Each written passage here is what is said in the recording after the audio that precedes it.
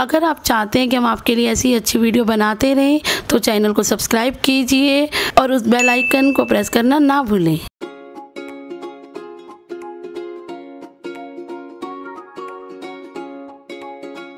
सबसे पहले हम लेंगे ओट्स, उसको मिक्सी में डालेंगे।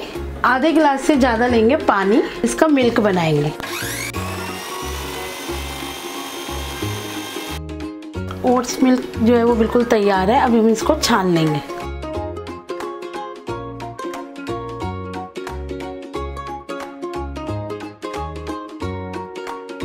अब बनाना इसमें डालेंगे हम।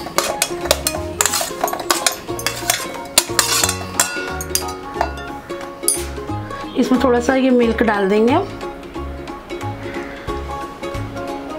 और इसको पीस लेंगे। अब हमने इसे पीस लिए। आप इसे देख सकते हैं, ये गाढ़ा होना चाहिए। अब डालेंगे इसमें कोको पाउडर और थोड़े से डाल देंगे इसमें काजू और डाल देंगे इसमें बर्फ। एक बार इसको घुमाएंगे ताकि अच्छे से सब ब्लेंड हो जाए। आइसक्रीम जो है वो बिल्कुल तैयार हो चुकी है। अब इसे एक बाउल में निकाल के 1 या 2 घंटे के लिए फ्रीज़र में रख देंगे।